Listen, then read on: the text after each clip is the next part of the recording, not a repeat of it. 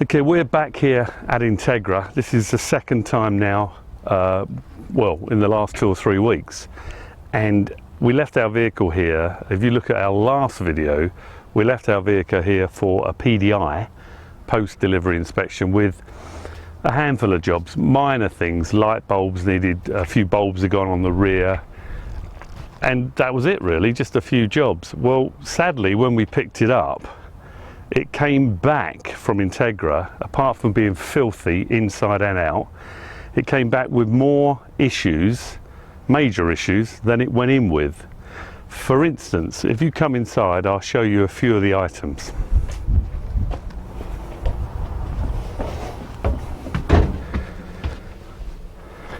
So on our original PDI sheet, we had an issue with this shade, this day shade, night shade, whereas either the motor doesn't work on this side or it's getting stuck.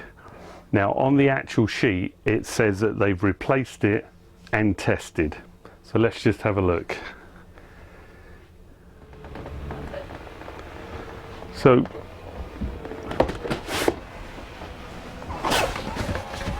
as you can see, great repair, nicely tested. So and it's all crinkled here. Now, we pointed this out. I'm not sure if there's no glue or adhesive, and they basically said that they would change this, which they clearly haven't. And it's really annoying that they said they've changed it when they haven't. It goes up okay, but it just doesn't come down very well. Now you have to understand that my vehicle's been here with Entegra for 5 months.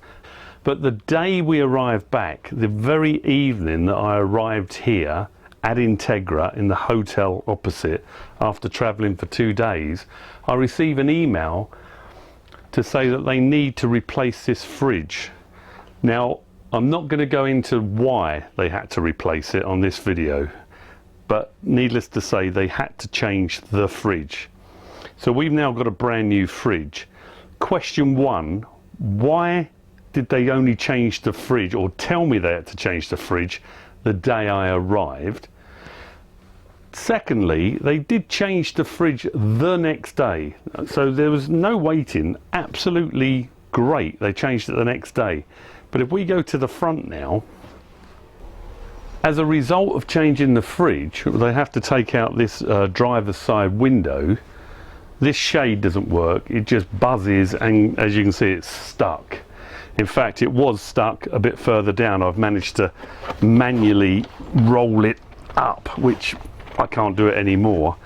And plus the fact, all over the control switches was full of swarf, metal swarf, for where they either re-drill these screws, or it's just where they round the heads off. So I wasn't very impressed with the fact that they left it with all metal filings and swarf all over my switches, and the fact that this day shade now doesn't work at all. So that's one of the reasons why we've had to come back again, as I say, second time in 2 or 3 weeks, to have the jobs put right, which they claim to have put right in the first place. There's another job which wasn't even on our list because there was nothing wrong with it at all, which I'd just like to show you now in the back.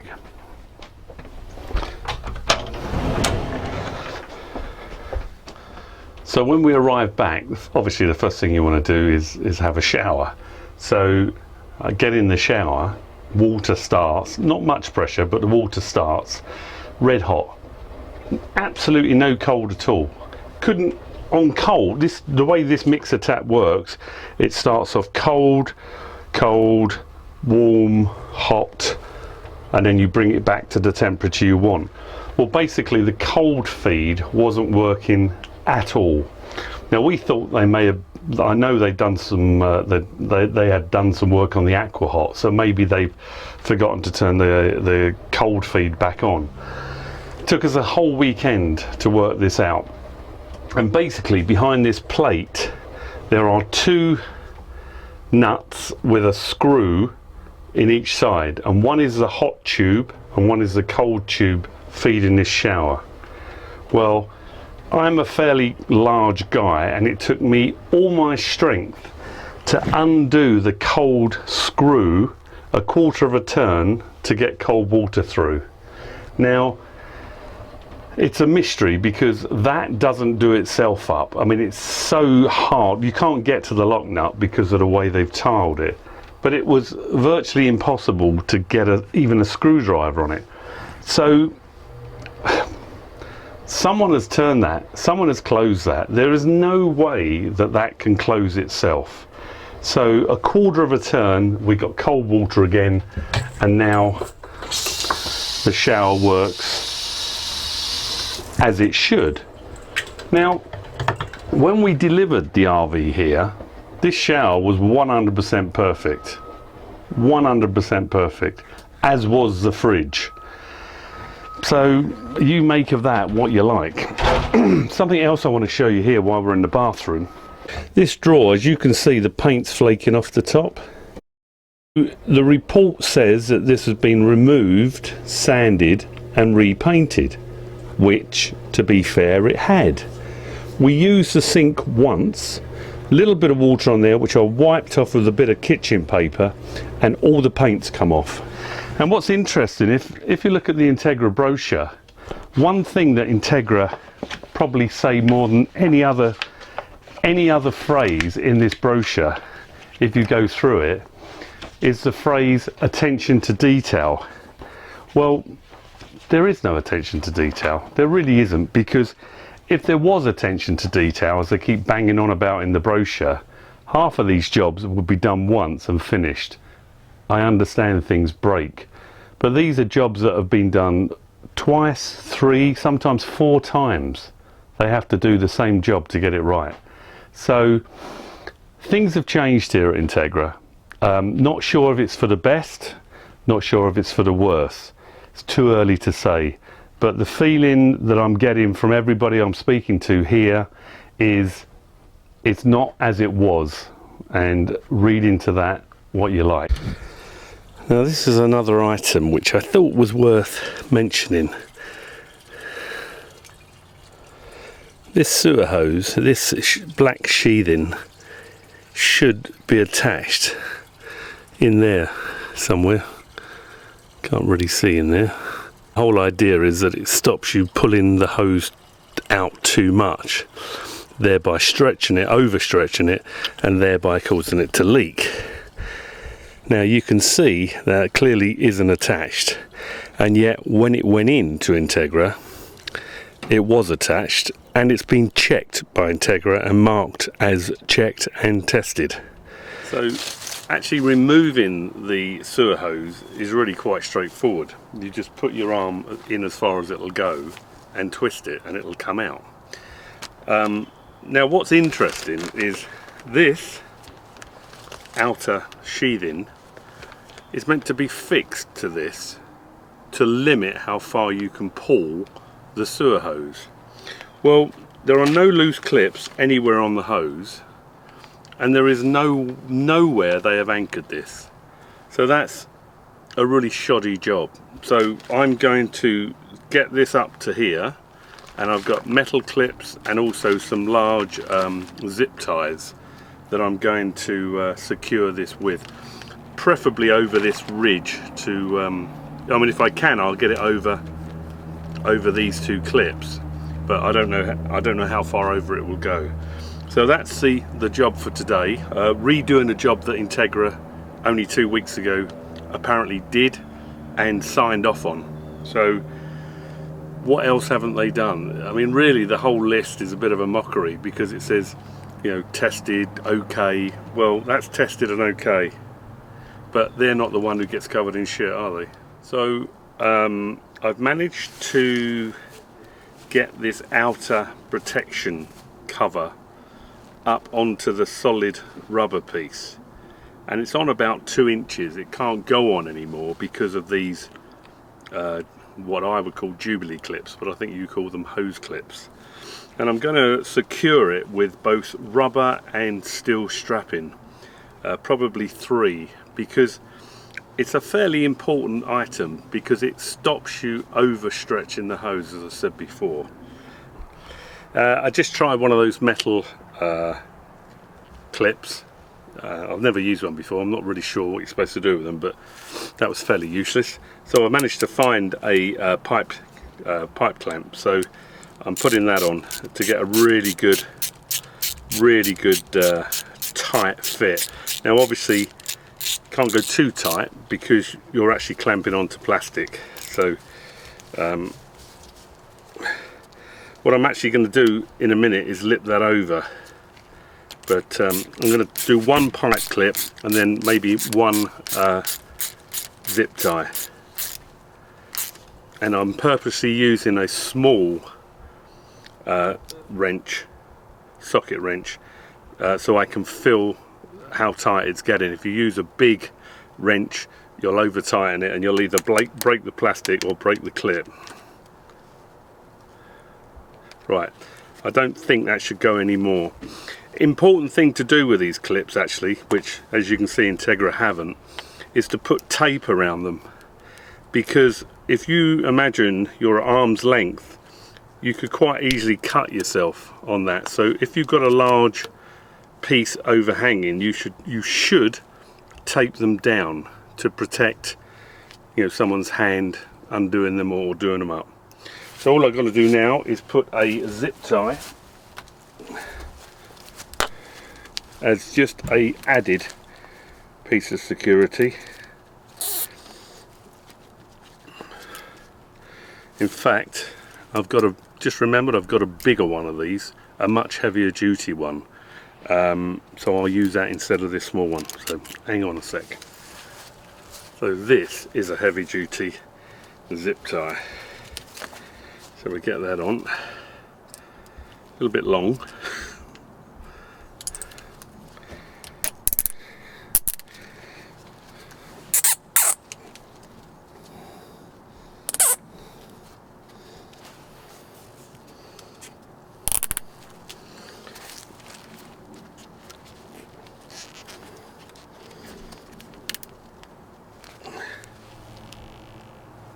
Okay, that isn't going anywhere, so all I need to do, trim that off, tape around those. I'll tape down those for Entegra because they obviously don't own any tape, and that's it. Now we'll put it back in, and that saves another warranty visit to another garage somewhere for something that they've already repaired 2 weeks ago. Well, supposedly repaired 2 weeks ago. So just a couple of turns of normal black tape. See, now there's no sharp edges. It's just something, you know, I was always taught that if a job is worth doing, it's worth doing well. But Entegra obviously have a different policy. If a job's worth doing, do it quickly.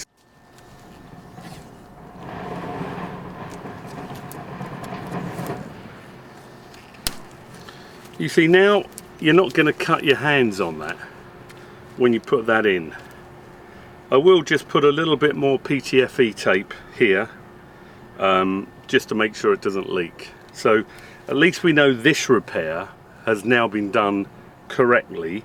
Probably took me the same amount of time as it took Entegra to do it incorrectly. In fact, not do it at all. So there you go, Entegra. That's how you fix a sewer hose pipe. So this is where it's got to connect. It's about 18 inches inside this tiny little compartment. So the only issue here is as you're turning, the whole tube's going to want to turn. So you have to keep stopping or have somebody else at the other end turning the tube. But I guess that's my job. That's the job for Julia. So Julia, put down the camera and hold the other end of the ship pipe, please. The open end? Yes, the smelly end. Okay. Right. Got it? So now we just... Okay.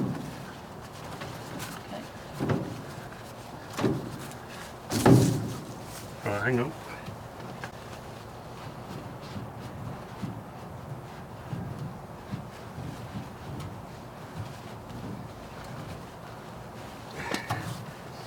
This is where my superior strength comes in handy. So what I'm going to do now is just fill the tank up and test it, but basically now I'm restricted to how far I can pull this hose out because it's now anchored at the back, and I will now keep an eye on this, you know, because I've already been covered in it once, and I am not going to be covered in it again. The quality of the workmanship when you take your RV in for any of these warranty jobs is not great. Now, I've met over the last 2 to 3 weeks probably in excess of 30-40 people with Entegras from Aspires, Cornerstones and Anthems. Don't think because you've paid more for a Cornerstone the workmanship is any better. They're the same people who build Cornerstones, and they're the same people who repair them. So if you're under some illusion that by spending 100 grand more you get some sort of better finished coach, you're very wrong. And the repair they do on a Cornerstone is the same as the repair, because it's the same people doing the repair as they do on an Anthem and an Aspire. Now this next item I'm going to show you drives me up the wall.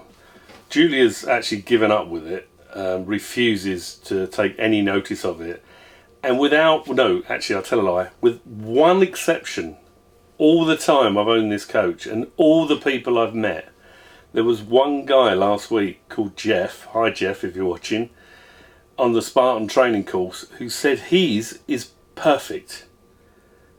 And what I'm referring to is this pile of junk.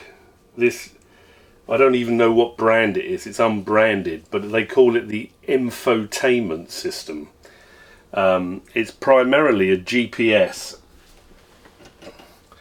It's a GPS, it's a radio, you can play DVDs, you can put the camera system on it, and I'm sure, you know, well I know the radio sort of works fairly well. Proceed to the highlighted route.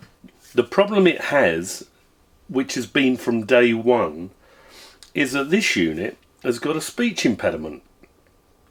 It used to be a lot worse than it is, but basically it shouldn't have a speech impediment. If you go to Google Maps, TomTom, Garmin, that's the other one, they don't have a speech impediment, but this pile of junk does. It also has a terrible lag, and what I mean by that, you'll be following the GPS because you clearly, you know, if you knew the area you wouldn't need a GPS. So you follow the GPS, you've got a car on the back, meaning you can't turn around very easily, and the GPS will tell you to turn left or turn right after the turning, which is infuriating. Now Entegra's answer to this is to replace this card.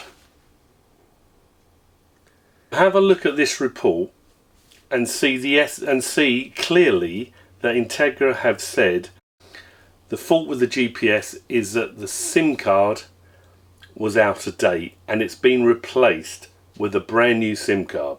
Entegra assure me they changed the SIM card, and I had our service, I don't know what you call it, service receptionist, service supervisor, and the foreman who is in charge of the guys that do the repair stood in the front of this coach. I read the report to say, you say you've changed the SIM card and it's still the same.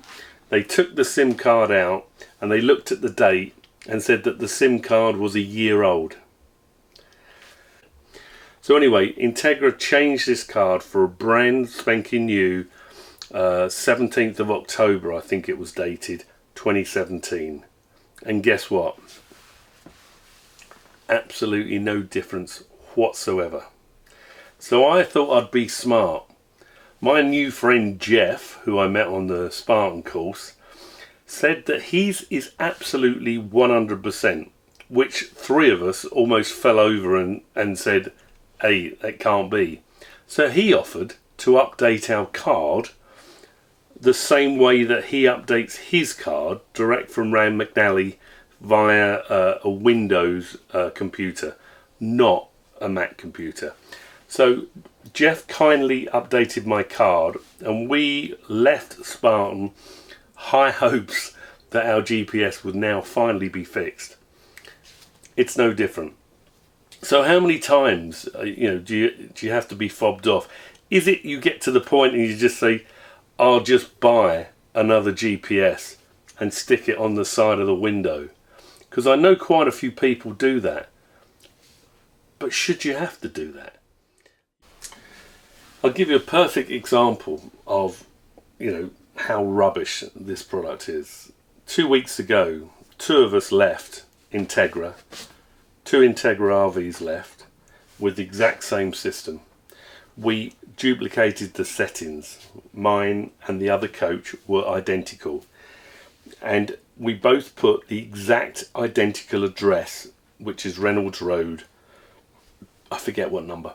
But anyway, Reynolds Road, Charlotte, Michigan, which is Spartan. And we both left Entegra. We filled up with fuel and off we went.